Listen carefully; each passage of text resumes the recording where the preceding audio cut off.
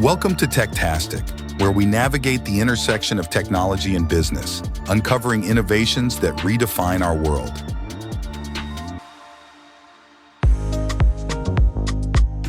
Kerry Bass, welcome to It's Techtastic. It is lovely to have you here. Thank you, Christian. Appreciate you having me. One of the things that you just mentioned, as we were getting to know each other a little bit, you're trying to find a foothold and how you can help a company be thoughtful and implement policies there. Is that a good way of describing what you're trying to do? That is, yeah. And what is interesting to me is being able to help organizations be able to do well by doing good. And so I spent a lot of time working previously with government organizations, but we also work with commercial and not-for-profit organizations too, that are having leaders that are focusing on being able to make a purpose, decision-driven activity in their businesses, primarily transformation and change management. There are a lot of companies that, and there's nothing wrong with that are trying to maximize their profitability and shareholder revenue by using those tools. And AI was really good at that. But my focus is being on how does a company that wants to offer really sustainable value, how do they leverage this technology and how do they build their management thinking around it, not necessarily the technology. And it's an interesting question to ask because the human side of it, to your point, it gets overlooked quite frequently, right? You probably can't read the whiteboard behind me, but everything on my whiteboard, you would think as a technology-centric person that would all be architectural, but it's not. It's a diagram of the human interactions of a decision, like how things get decided, shared out, and then implemented. And that flow chart's really interesting when it intersects something like AI, because when you're asking the question, like, let's say we have a bug in our software. Great. Today, in the human interaction, where does that get tossed into the organization? Because that's the critical part. AI is going to change how that happens more than anything else. Yes. Because you can get that question and that answer much closer to somebody that can do something about it, theoretically. Right. Or you could displace somebody and replace them with a tool to do it, which is, I think, where most people focus. And I personally don't. I don't think the technology is ever meant to eliminate the need for us. I think of all technology as enabling us as humans. And you're probably real familiar with your prior experience, the deployment of the web and .com infrastructure into the deployment of the way that we do services now. And part of that was the digital divide became exacerbated because all of a sudden now, not only did we go beyond the personal computer, but now you have to go to a whole new realm of dealing with social media, web content, and then also being able to deal with the identification technology. Yeah, how do you confirm that I'm dealing with the right person? Now imagine that in the AI realm, that those same challenges that didn't get solved in the net environment have now been manifested because you've now got those at computer speed. Yeah, well, that's a very interesting question. I'm on the board of a company that's trying to solve that particular problem. And it's a fascinating one because if you think of passwords as kind of the default security identification stance of the world, right? We no longer think that's best of breed. Nobody does. But a password today is easier for a machine to remember and crack than it is for a human to remember and use. Yes. So if you take that and go, well, wait a second, all the things that we try to do to make that harder, make it much harder for a human and marginally harder for a computer. Exactly. So that's fundamentally flawed in a way that we can't solve the way that we've been trying to do it. We have to rethink it. I built a system that was trying to solve this problem 25 years ago. And I was like, well, forget passwords. What's your favorite song? What's a lyric out of that song? Have a very long input field with punctuation and all that. And that becomes your password. I thought that was pretty clever, right? Well, it's not any more clever than a password. It made it easier for a human than for a computer, right? Right. I think today, with the advent of AI and especially edge compute and some of these models that can run on cell phones, all of a sudden we're at a different phase entirely, where it's almost the device that's the identifier for you. And that's a problem because the device can be stolen, it can be lost. Right. But that's where we're at. I mean, I scan my face onto this. If I try to log in on Google over on this machine, I get verified on this machine, right? Like that's how we do multi-factor today. But that's not going to work either when all of a sudden a machine can generate an image of my face that's good enough to fool this, Right. which is probably already being done, right? So what comes next? And it's a really tough thing to answer because I think it ends up looking something like an edge AI tool that is just a approximation of you that can handle heavy compute tasks like an encrypted algorithm that uses heuristics with this device that say, yes, that's still the same person. They still walk the same way. I think of one of the projects I worked on a long time ago that I can talk about is we built gait detection on old CCTV equipment. It was so low res that doing a facial analysis and determining it was useless. But every person moves a little bit different than every other person, more so than your thumbprint being unique. Right. And with just a few seconds of video, we could detect you based on how you moved, even with crappy video. So if you take the idea, that heuristic model of you, and you have it in a device like this, that's like, oh yeah, that's him. He tripped every 58th step and he sways his hips in a certain way, and I can detect all that here. I can know it's you, and I can use a tool that approximates your responses to data requests and has a long encrypted algorithm that can send off to confirm to other tools. It can do that, and it becomes secure even though the device could be stolen. Like, it still can't be you. Yeah, and I'm way over my skis because I don't have the technical background to talk about it, but I've been looking at blockchain information, and I've been thinking about that capability of being able to track computer transactions from one end to another across multiple devices. And I remember back in the old days, and I'm way, way, way older than you, like back in the card technology days of computers, that there used to be a way that you would send a checksum with information that was based on the originating organization and the computer and the calculations that was there. And that checksum was sent encrypted, that was unencrypted on the other end to say, yep, this was not manipulated in the flight in between. I'm thinking blockchain works something like that. But that information that you just gave, like there may be I'm a holistic fusion type of thinker also. I'm thinking that there may be some fusion of that basically says that I can walk around with my checksum, my unique identifier that confirms that it's me all the time.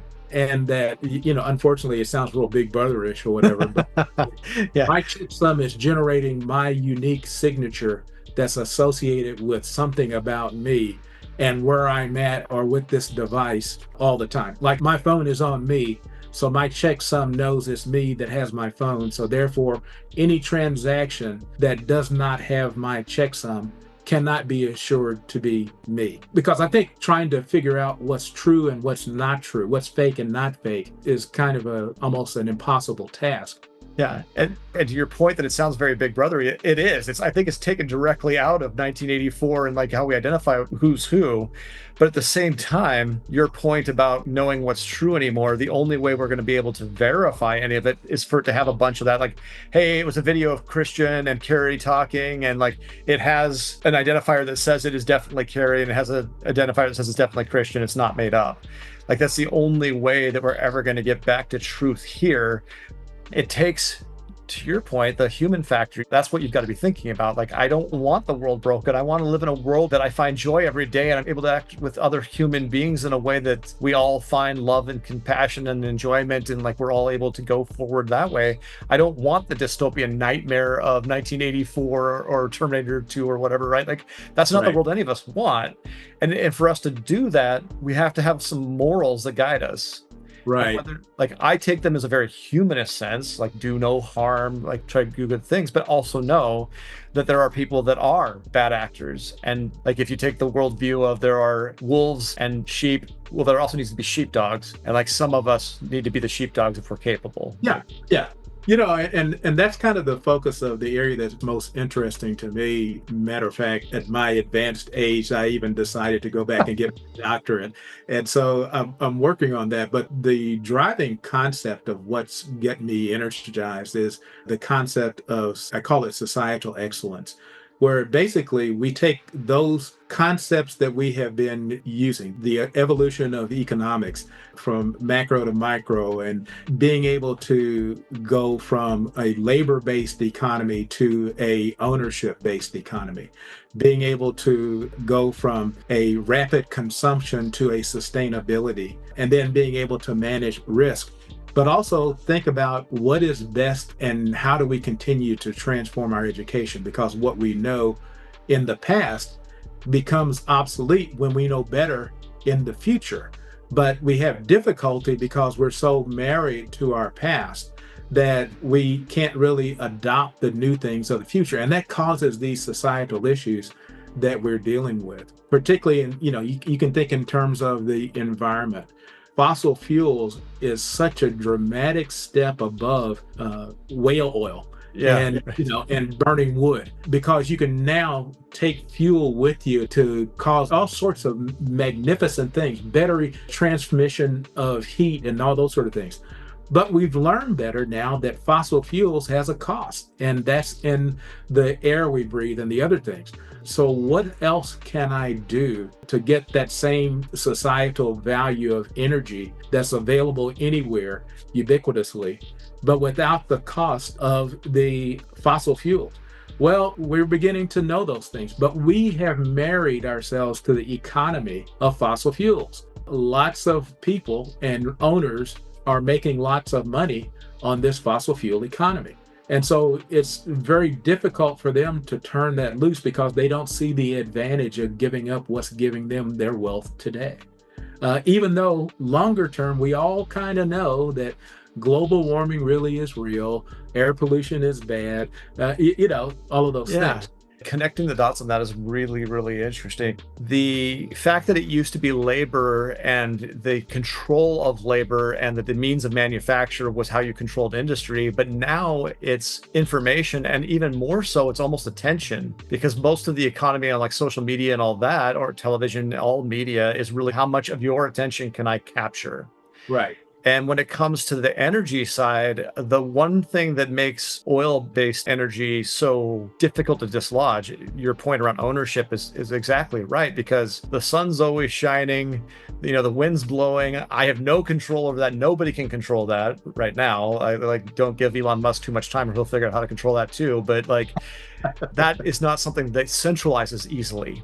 Yes. Right. I think that's the people that are fighting back about it, are the ones that no, I've got control over almost all of US and world economy because I control this thing and I can turn it on or off as I want. And that goes away when you start talking about all the renewable resources that are being used. Yeah. And the thought process that I have has to deal with, I've also gotten to be a fan of Nassim Taleb. I have a hard time reading his books, but Nassim wrote the Black Swan book. But one of the other ones, a book called Anti-Fragility, and I really like his concepts there. Yeah. And the idea is that there are fewer black swans than people really think. But I think really what causes what we consider black swans is really a failure of risk management and imagination.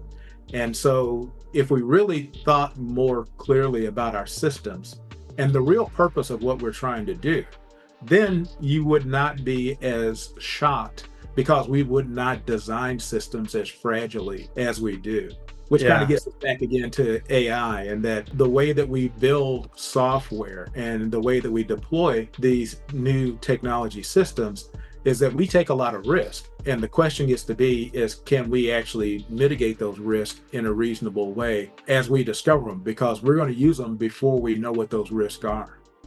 And AI is a really interesting problem because huge advantages that come with it. But the problem is software, for the most part, has been in the hands of a small number of people that were almost wizards. Like, we learned the arcane knowledge that it was necessary to tell these things how to do what we wanted them to do. Right. And there's a lot of training that goes into that and experience that's necessary. Now that's grown. There's so many more people doing it today than there used to be. There's low code and no code platforms you can build software, right? But for the most part, there is some checks and balances in there to make sure that it's reasonably safe, right? But with AI, what AI really is that curtain's down now. The little man behind the curtain pulling the levers that's making the wizard do his thing, that's gone. Anybody can sit down and make anything they want with AI. Not quite that dramatically, right? But not that far away either, because for the first time, we don't have to talk to a computer like it needs to be told how to do things. We can talk to a computer like we talk. We can say exactly what we want, and it can ask us questions in a way we understand. So all of a sudden, our ability to leverage this technology to do whatever our heart desires, the barrier's as low as it's ever been. And that's fantastic. At the same time, it's terrifying. Absolutely. Because the barrier to entry for bad actors has never been lower. Absolutely. And, that's one of the reasons that I find this area pretty fascinating. And one of the areas that I'm spending a lot of time finding experts to talk to and others is the opportunity and the risk are so dramatic now with AI. And it was building along the way with computer science, but we finally now have that magic moment where the infrastructure, the technology, the hardware technology, and the software have now got to the point that we can actually do some useful things. But we have not protected ourselves. We've not built those people systems to be able to deal with it. One of the biggest areas of concern that I have is bias. Bias in the data collection, bias in the training data, bias in the algorithm creation. And now when you couple that with the new technology and the new capability, that all of a sudden you can implement bias dramatically, ubiquitously at the speed of light, because there's so few people that know what actually went into what they created. You know what I mean? I can create something, as you mentioned, with AI tools that just took a big chunk of data. I said, I go out and learn. I don't know where it learned from. I don't know who's telling it what to learn, but it comes back and it gives me something of what I need. There's a MIT doctor, her name is Dr. Joy Buolamwini, and she calls it coding in black and white is one of her demystifying AI. But she started out learning about this difficulty by trying in her graduate studies to build a product that would be able to give enhanced imagery of people. Basically, it's like a magic mirror, kind of, you look into your screen and say, magic mirror on the wall, tell me who I am, and it would, modify your features based on some algorithm or whatever. But she had a hard time actually getting the software to recognize her. She's a child from Ghana. Her parents are from Ghana. She's born in Canada, I believe, and became an American citizen. And she's dark skinned. And so she had a hard time for the software even seeing her. So what she did is she got a plain white mask, kind of like those Phantom in the Opera masks, and held it up. And the software could recognize her, even though it couldn't recognize facial patterns. And that started her thinking about bias overall. And so she created an organization called the Algorithmic Justice League to be able to deal with the biases and all that are in the development of these new systems. A lot of her thinking, some of it is that she's saying we need to opt out of some of this. And I think that that's naive. You can't put the genie back in the bottle, but we do need to be aware of what's going on. But at the same time, think about if we were to use that same knowledge and say, I want to solve the problem of how do I deal with income inequity? And so where there was redlining before, I want you to take those same people and provide them with better financial terms that gives them financial success over time. So, that same tool that can implement bias can also reverse bias just as easily. And the tool has no concern about doing either one of those tasks. Yeah, because it doesn't have any built-in ethics or morality itself. It only has what we apply to it. And unfortunately, that's what the tools have been showing, is that we have a lot of bias. We have a lot of racial prejudice. We have a lot of things that within us that we believed were gone, or maybe we're smart enough to know that it never went away. But the data is definitely showing that it's there. And to use your mirror again, that's exactly what it is. It's a mirror on society and showing us where our biases are. And that should be something we can use to fix the problem. We can look at it and go, wait a second, what is this telling us about ourselves and our own society? How do we do it? Hey, Kerry, I loved having you on. I just want to say thank you so much for being on. I really appreciate it. If people wanted to know more, if they wanted to hear about you, or if they wanted to connect, how would they do that? They can look on my website, www.makingitreality.com. Again, my company is potentialtoreality.com. You can email me at info@makingitreality.com, and I'd love to talk to you and love to see about how you can make a difference in your environment. Fantastic, Kerry. Thank you so much. It was an absolute pleasure. I look forward to talking to you again. Thanks for having me, Christian. Really appreciate it. And that's a wrap for this episode of Techtastic. I want to thank you personally for joining us, and we'll see you next time. Until then, keep exploring and stay curious. Overwhelmed by tech debt? Discover Vala AI, the solution to tech challenges with the simplicity of a click. No engineering background? No problem. Vala AI enables anyone to effortlessly tackle tech issues, freeing up your time from tech headaches. Make tech debt vanish with Vala AI, where your tech solutions are just a click away.